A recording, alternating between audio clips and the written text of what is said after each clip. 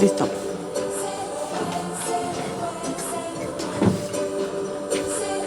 Buenas tardes, son las 7 de la tarde con 10 minutos en punto, en esta bella, fría, húmeda, oscura, pero siempre cálida y hermosa capital del estado de Sonora, Hermosillo. Es un gusto estar con ustedes hoy en el 106.3 de frecuencia modulada, en su radio FM, en www.confiesoqueheleído.com.mx, en la aplicación de Confieso que he leído, que pueden ustedes tomarla ahí de Play Store y de las ligas que hay en el Facebook, en Confieso que he leído.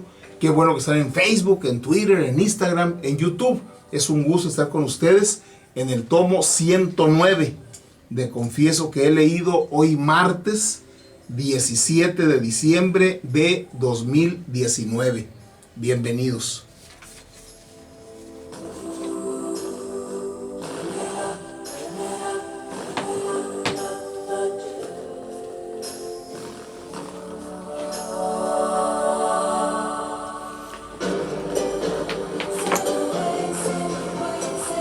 Hoy vamos a continuar con El vicio de vivir, libro del conjunto de ensayos sobre la obra de José Revueltas.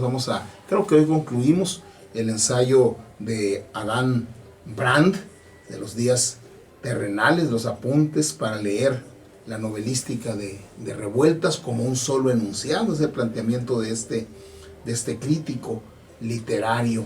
Va a estar con nosotros Jorge Portillo en la sección La Revolución de la Moneda Digital. Vamos a tener, por supuesto, la sección para la reflexión. Va a estar con nosotros, por ahí al filo de las 8, el escritor Cipriano Durazo Robles. Él viene a presentarnos su más reciente libro, que acaban de editarlo, un libro de cuentos con una novela larga, una noveleta dirían los franceses. Él nos va a explicar de qué trata este libro para que puedan ustedes tener una muy buena opción de lectura en este fin de año. Va a estar pues el escritor Cipriano Durazo a eso de las 8, y como todos los martes va a estar una de las jóvenes de Mi Libro MX. Este martes pues ya es el quinto martes de este equipo y le toca de nuevo a Mariana Paz. Va a estar con nosotros por ahí al filo de las 8:30, la frase del día y la música. Otra vez vamos a disfrutar la extraordinaria voz e interpretación de Alejandro Fernández. Así que qué bueno que están con nosotros, ya estamos listos.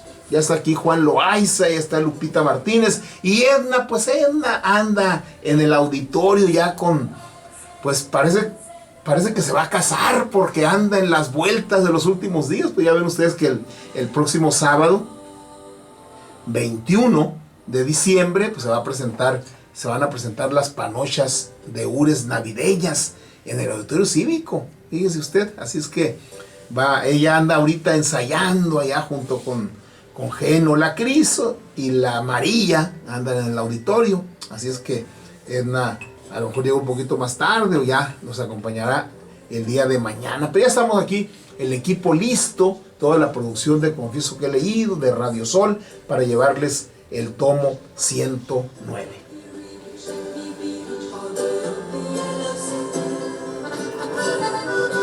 Café Tatiasta, el café del gran señor. Café auténtico de altura. Presenta.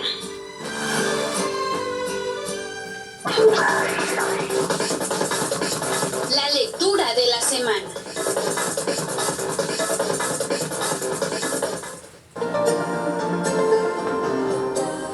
Comentábamos ayer que el crítico Adán Brand, que va descubriendo algunas cosas interesantes entre las novelas de José Revueltas, ¿sí?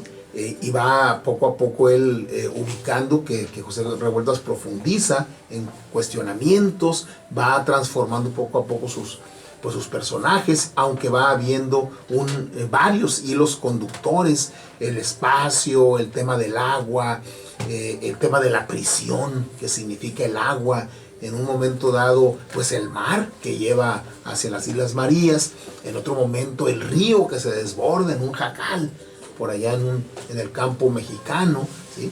Y como en un intento de separarse de la postura dogmática que el mismo Revueltas había ejercido en los días terrenales.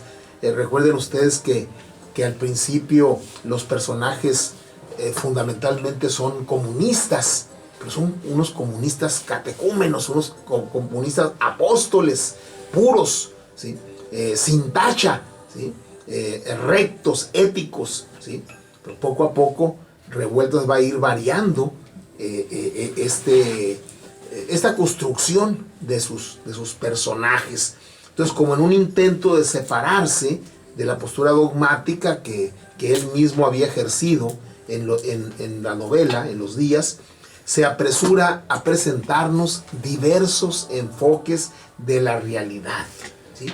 Es muy significativo el comunismo práctico que nos narra en el primer capítulo de la novela. Recordemos que este comienza con una pesca masiva a orillas del río. Los campesinos pescadores, pertenecientes a las comunidades de la región, hacen su pesca para las festividades católicas. En este caso son las festividades de la Señora de Catemaco. Estas comunidades ligan su sentido religioso con su ideología comunista. Ya, una desviación, dirían algunos, porque el creador del comunismo científico, del planteamiento teórico del comunismo científico, Carlos Marx, decía que la religión es el opio del pueblo. Y ahora resulta que algunos de los personajes de José Revueltas son comunistas, pero con una profunda fe religiosa, en este caso católica. Eso el crítico literario Adam Brand lo va ubicando como una variación en las concepciones del novelista, que es un narrador que atraviesa toda su obra, ¿sí?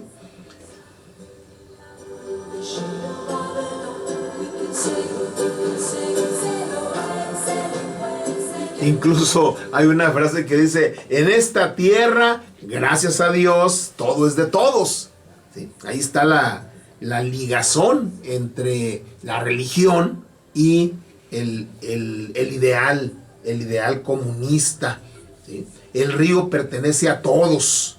Nuestra Señora de Catemaco pertenece a todos. San José y la Virgen también, ¿sí?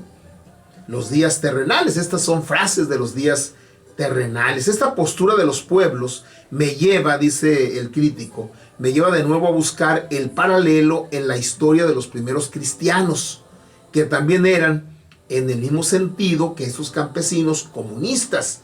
Todos los creyentes vivían unidos y tenían todo en común.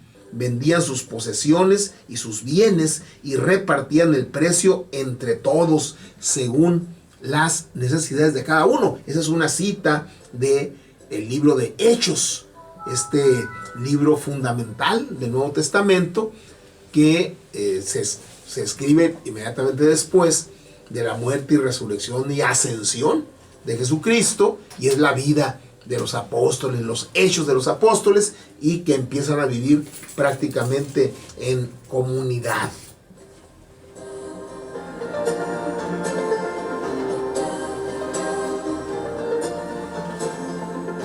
A este comunismo pragmático, enteramente práctico, se contrapondrá el autocrítico de Gregorio, que no deja de teorizar ni de cuestionarse sobre el ser humano y la militancia, pero que también es un comunismo de acción, humano, cercano al proletariado, como se mostrará a lo largo de la novela. Y el comunismo de Fidel, otro de los personajes de los días, enteramente teórico, dogmático, institucional e inhumano. Respecto a este último, en su entendimiento de la teoría, Fidel es tan severo que no se permitirá ni siquiera llorar por la muerte de su hija Bandera, ni costearle el entierro, pues preferirá usar ese dinero en la impresión de propaganda doctrinaria. Por eso son constantes las veces en que, sobre todo su esposa, pero también camaradas suyos como Gregorio y Bautista, o el mismo narrador, piensan en él como en una especie de un cura, pero de un cura rojo, un cura que desea estimular con el ejemplo la piedad de sus fieles, y es una cita de la novela, un abominable santo, un santo capaz de cometer los más atroces pecados de santidad. Los días ha pasado así de la descripción del comunismo catecúmeno a su institucionalización en México. Y si bien aquí los comunistas aún serán los perseguidos, en la siguiente novela toral, Los Errores, los comunistas ya serán perseguidores.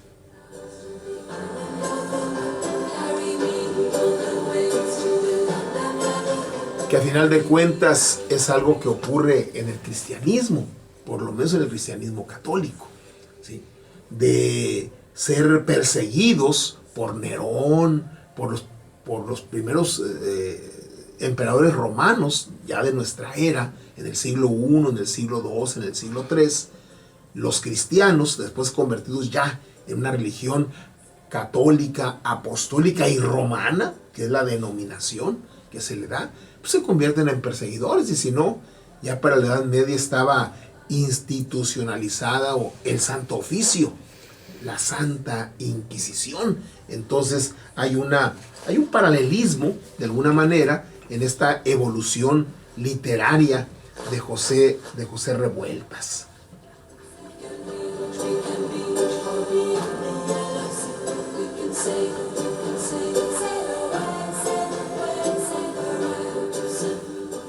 El creciente interés que tiene el narrador del metatexto de los días terrenales por construir y comprender mejor la realidad, lo lleva a dejar que sean los personajes quienes, ya mediante sus acciones, sus pensamientos y sus recursos y sus recuerdos, o ya mediante la concepción que cada uno tiene de sí mismo y de los otros, configuren una suma de realidades contrapunteadas, de dudas y de verdades, que dan una amplitud y una complejidad no logradas en las novelas predecesoras, pero que llegan a su máxima expresión en Los Errores.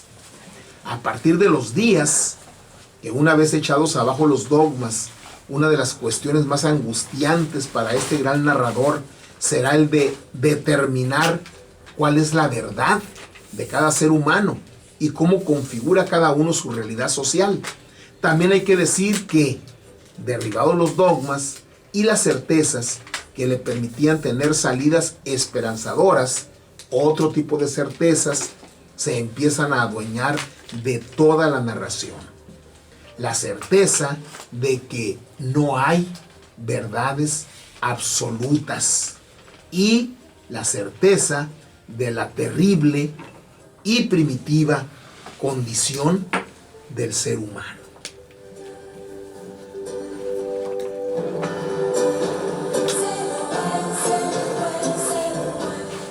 La verdad es que debe haber sido de un sentimiento y de un sufrimiento inenarrable de José Revueltas escribir todo esto.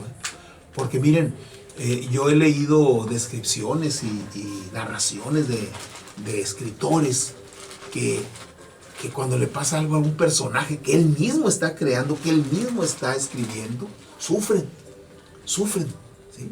Hay una anécdota de García Márquez que estaba escribiendo un cuento, ¿sí? Y de pronto pues baja a donde está su esposa, ahí a la sala, Mercedes, la esposa de García Márquez, y lo ve bajar, pero compungido, llorando. Y le dice Mercedes: Gabriel, ¿qué te pasa? Es que murió. ¿Murió quién? Es un personaje de la novela que él estaba escribiendo, que él mismo estaba escribiendo, ¿sí?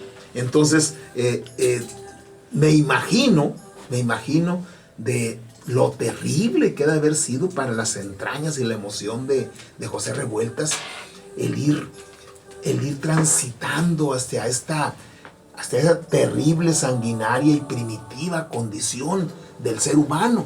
Él, que unas décadas antes había tenido como héroes de sus novelas, particularmente Los muros de agua, a estos seres puros, éticos, entregados, esperanzadores y con una gran esperanza de construir un mundo nuevo para crear un hombre nuevo.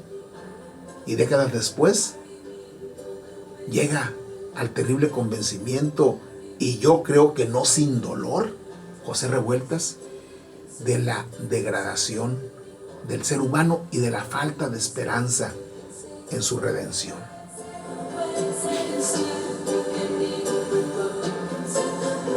Tomamos nuestro separador, lo colocamos y avanzamos en la sección de Confieso que he leído. Lord Salón, presente en Confieso que he leído.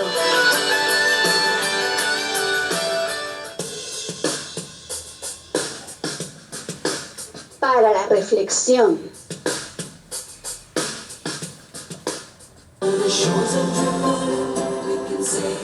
Proceso vio la luz en noviembre de 1976. Su primer director, el fundador, fue Julio Scherer, que ya no quiso hacer cooperativa de Proceso. Hizo una especie de sociedad anónima de capital variable, no cooperativa, como había sido en Excelsior y que había tenido un final tan trágico, tan terrible. Subdirector Vicente Leñero, ¿sí? Y los dos hicieron un pacto de que cuando llegaran a los 20 años de Proceso iban a dejar la dirección y la subdirección, y lo cumplieron. En 1996 dejaron la dirección y se creó una dirección colectiva de 5 personas. Entre otros estaban Rafael Rodríguez Castañeda, actual director de Proceso, Carlos Marín, reportero de Proceso y fue director del periódico Milenio. Actualmente es un articulista y reportero ahí en Milenio. Froilán López Narváez, un integrante del Partido Comunista, por lo demás, medio ligado a la teología de la liberación, y otras 2 personas más. Sin embargo, empezó a haber serios problemas de dirección. Eran 5 los directores, una dirección colectiva, y empezó a haber problemas, ¿sí? De inmediato empezaron ahí a despuntar que prácticamente 2 tenían realmente posibilidades de ser directores: Carlos Marín y Rafael Rodríguez Castañeda. Y Carlos Marín empezó a actuar como si fuera director, ¿sí? Incluso empezó a actuar de manera autoritaria. Hubo una queja de la periodista Anne-Marie Mergier, una extraordinaria persona y un extraordinario ser humano y una extraordinaria reportera. Ella es francesa, nacida en Argelia, ¿sí? Y es la corresponsal de Proceso en Francia, prácticamente en toda Europa, pero particularmente en Francia. Y tuvo roces, ¿sí? De hecho, llegó a decirle a Anne-Marie Mergier a Scherer que si ella iba a estar bajo las órdenes directas de Carlos Marín, iba a renunciar, ¿sí? Y bueno, ahí tuvo que intervenir Scherer para que más o menos mediar, y terminó dándole la razón. Anne-Marie Mergier le dijo a Marín, a partir de ahora Anne-Marie Mergier va a resolver conmigo, no contigo. Y se enojó Carlos Marín, dice: no me puedes mermar la autoridad, yo formo parte de la decisión colectiva, etcétera, etcétera, etcétera. El punto es que empezó a haber serios conflictos entre la dirección colectiva, al grado de que las personas cercanas a Scherer le dijeron: don Julio, intervenga, porque esto se viene a pique. Estamos hablando del 96, 97, 98. Entonces se decide nombrar un director. Evidentemente, quien tenía la última palabra iba a ser don Julio Scherer, evidentemente, pero bueno, se sometió ahí a un cierto proceso, ¿sí? Al final de cuentas, la revista, el equipo, y particularmente don Julio y Vicente Leñero, se inclinaron por Rafael Rodríguez Castañeda, que es el director desde 1999, hace 20 años, ¿sí? 2 personalidades muy distintas. Carlos Marín, un brillante reportero, pero que tenía problemas ahí con el equipo. Era una persona autoritaria y como que le veían que no no podía ir realmente en la lógica y en el talante y en la ideología de la revista Proceso. Al final es Rafael Rodríguez Castañeda el director y Carlos Marín renuncia a Proceso y se va. Después Marín, ¿sí? Después Carlos Marín empieza ahí a coquetear con el gobierno, a vender algunas cosas, etcétera, etcétera. Es un reportero muy cuestionado ya ahora, ¿sí? Después de 20 años. El punto es que el día de hoy se anunció que Rafael Rodríguez Castañeda termina su ciclo como director, ¿sí? Termina su ciclo como director, se va a jubilar, ¿sí? Y el equipo ahí, el equipo directivo de Proceso, ya nombró a un nuevo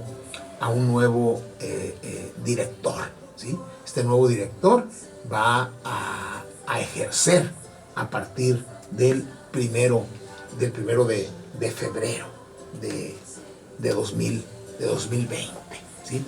Quien va a suplir en la dirección a Rafael Rodríguez Castañeda es un periodista que realmente es una delicia. Es una delicia leer sus artículos, y es una persona que tiene ya rato en la cuestión editorial ahí de Proceso, y él apoya mucho a los reporteros. De hecho, ustedes van a encontrar varios artículos que están firmados por un reportero y luego por otro reportero que es Jorge Carrasco Araizaga, ¿sí? Entonces es un puntal editorialmente hablando y reporterilmente hablando. Es un tipo muy, muy serio. Yo lo escuché el otro día en una disertación. Un tipo muy serio, muy centrado, ¿sí? Muy, muy periodista y muy comunicador, ¿sí? E imbuido. Tiene ahí más o menos desde el 2003, 2004. No es de los fundadores, es un tipo relativamente joven, ¿sí? Tiene 14, 15 años en Proceso, ¿sí? Pero bueno, el equipo ahí directivo de Proceso le vio las características para dirigir la revista, ¿sí? Y les dejo para la reflexión. A partir del 1 de febrero, ¿sí? Deja de ser director Rafael Rodríguez Castañeda, director de Proceso, que lo hizo muy bien en estos 20 años y logró esta etapa de un año allí con un presidente muy fuerte, un presidente con mucho poder, que además tiene en la consejería jurídica al hijo del fundador de la revista Proceso, ¿sí? Ahí lo tiene a su lado, y aún así en este año Proceso sigue siendo Proceso. La pregunta, y que nos la hacemos para la reflexión, y el tiempo nos va a dar la respuesta: la dirección de Jorge Carrasco Araizaga va a estar en la línea que por más de 40 años ha tenido Proceso. Por el bien del país, esperemos que así sea.